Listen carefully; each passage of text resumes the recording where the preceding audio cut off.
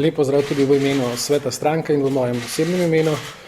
Kot je bilo že danes večkrat zelo povedano, Nova Slovenija, krščanski demokrati smo vedno pripravljeni na izzive prihodnosti, imamo odgovore na te izzive prihodnosti in področje zdravstva, zdravstvenega sistema, spremembe, ureditve v bolj stabilen zdravstveni sistem, seveda ima tudi naša stranka na visokem prioritetnem mestu.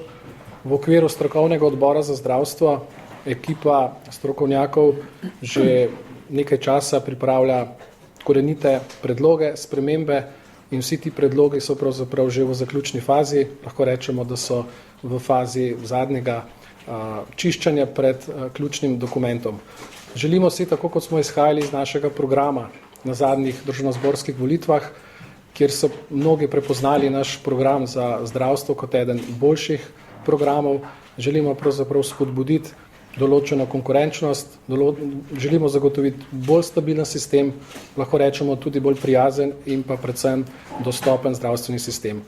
Svet stranke bo te predloge obravnaval na prvi jesenski seji in potem seveda bo tudi to predstavljeno širšem družbenem okolju in seveda zato želimo dobiti čim večjo in široko podporo. Mi iščemo predvsem podpornike za take spremembe, da bi to bilo pravzaprav doseženo za nekim večjim konsenzom, seveda pa tudi drugi imajo lahko in imajo dobre predloge in ko vse to skupaj damo na eno mesto, zagotovo lahko vzpostavimo prijaznejši zdravstveni sistem.